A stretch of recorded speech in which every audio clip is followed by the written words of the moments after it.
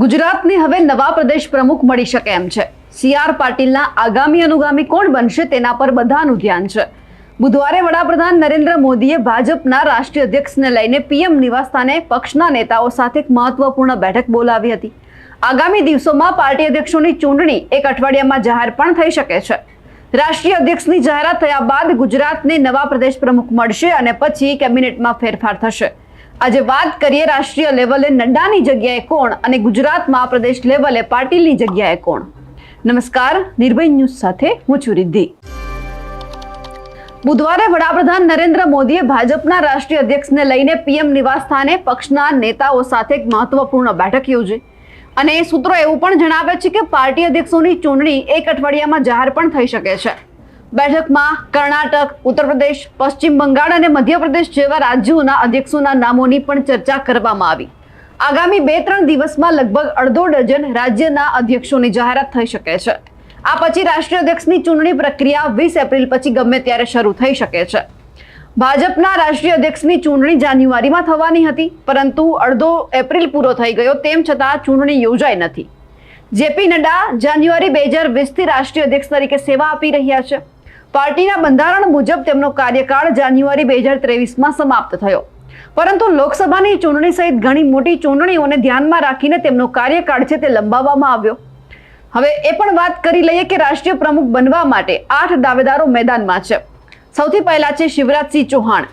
શિવરાજસિંહ ચૌહાણ 6 વાર લોકસભા ચૂંટણી જીતી ચૂક્યા છે। તેઓ 4 વખત મધ્યપ્રદેશના મુખ્યમંત્રી પણ રહી ચૂક્યા છે। મુખ્યમંત્રી રહીને તેમણે લાડલી બહેન યોજના પણ શરૂ કરી, જે વિધાનસભા ચૂંટણીમાં ગેમ ચેન્જર સાબિત થઈ ગઈ। આ યોજના અન્ય રાજ્યો માટે પણ એક રોલ મોડેલ બની। તેઓ 13 વર્ષની ઉંમરે RSSમાં જોડાયા અને કટોકટી દરમિયાન જેલમાં પણ ગયા। તેઓ OBC શ્રેણીના છે। તેઓ 2005માં મધ્યપ્રદેશ ભાજપના પ્રમુખ પણ હતા। શિવરાજસિંહ RSSની યાદીમાં અત્યારે ટોચ પર છે। સુનિલ બંસલે 2014ની લોકસભા ચૂંટણીમાં ઉત્તર પ્રદેશના સહપ્રભારી અને પછી 2017માં પ્રભારી તરીકે પાર્ટીને સફળતા અપાવી। આ ઉપરાંત ઓડિશા, બંગાળ અને તેલંગાણાના પ્રભારી તરીકે મળેલી સફળતા પણ એક મોટો પ્લસ પોઈન્ટ છે। સુનિલ બંસલને UPમાં ભાજપના ચાણક્ય પણ કહેવામાં આવ્યા છે। સંઘની નજીક હોવા ઉપરાંત તેમનો સંગઠનમાં પણ સારો પ્રભાવ છે। હવે આવે છે ધર્મેન્દ્ર પ્રધાન।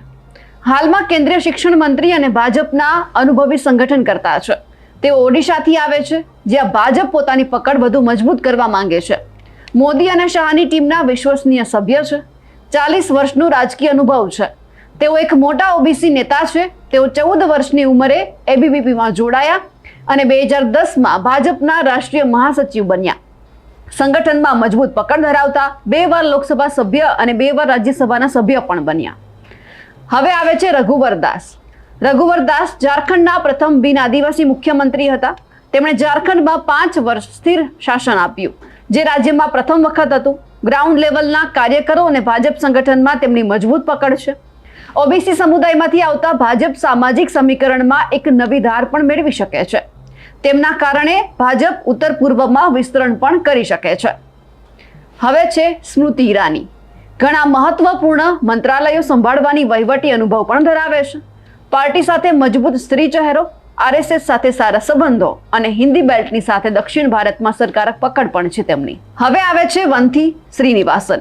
હાલમાં ભાજપ મહિલા મોરચાના રાષ્ટ્રીય અધ્યક્ષ છે। આવી સ્થિતિમાં તેમણે સંગઠનાત્મક કાર્યનો અનુભવ પણ છે। તે 1993થી ભાજપ સાથે જોડાયેલા છે। તેમણે કોઇમ્બતુર દક્ષિણ બેઠક પરથી કમલ હાસન જેવા મોટા નેતાને હરાવ્યા। તેમણે તમિલનાડુમાં ભાજપને મજબૂત બનાવવામાં મહત્વપૂર્ણ ભૂમિકા ભજવી છે। પતિ શ્રીનિવાસન વિશ્વ હિન્દુ પરિષદના રાજ્યમંત્રી રહી ચૂક્યા છે। આવી સ્થિતિમાં પરિવાર સંઘ અને ભાજપની ખૂબ નજીક છે। હવે આવે છે તમિલસાઈ સુંદરરાજન। 1999થી ભાજપ સાથે જોડાયેલા તેમણે રાષ્ટ્રીય સચિવ સહિત અનેક મહત્વપૂર્ણ પદો પર પણ કામ કર્યું છે। તે તમિલનાડુના ભાજપના પ્રદેશ પ્રમુખ પણ રહી ચૂક્યા છે। તેમની ગણતરી વડાપ્રધાન નરેન્દ્ર મોદી અને ગૃહમંત્રી અમિત શાહના નજીકના નેતાઓમાં થાય છે। તમિલનાડુમાં વિપક્ષમાં હોવા છતાં તેમણે પક્ષના વિસ્તરણમાં મહત્વપૂર્ણ યોગદાન પણ આપ્યું છે। હવે આવે છે ડોક્ટર પુરંદેશ્વરી। ભૂતપૂર્વ મુખ્યમંત્રી અને TDPના સ્થાપક NT રામારાવના પુત્રી। કોંગ્રેસમાં હતા ત્યારે તેમણે પહેલા કેન્દ્રીય મંત્રી તરીકે કામ આપ્યું, પછી ભાજપમાં જોડાયા। હાલમાં તેઓ આંધ્રપ્રદેશ ભાજપના પ્રમુખ છે।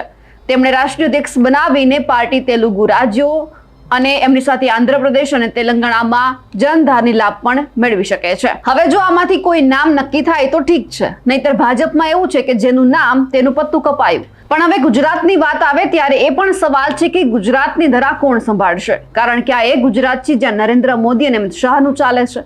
એ જે નિર્ણય કરે તે સર્વસંમતિથી બધાએ આવકારવો પડે છે. અને બધાની વચ્ચે ઉત્તર પ્રદેશના રાજ્યપાલ અને ગુજરાતના પૂર્વ મુખ્યમંત્રી આનંદી પટેલ અમિત શાહ અને નરેન્દ્ર મોદીને મળ્યા. આમ પણ તેનો ઉત્તર પ્રદેશના રાજ્યપાલ તરીકેનો કાર્યકાળ અત્યારે પૂરો થઈ ગયો છે, એટલે અટકળો કંઈક બીજી રીતે પણ વહેતી થઈ છે. અમારા અહેવાલને લઈને આપનું શું કહેવું છે કમેન્ટ કરીને ચોક્કસથી જણાવજો. સાથે જ અમારી નિર્ભય ન્યૂઝ ચેનલને લાઇક, શેર અને સબસ્ક્રાઇબ કરવાનું ભૂલશો નહીં. નમસ્કાર.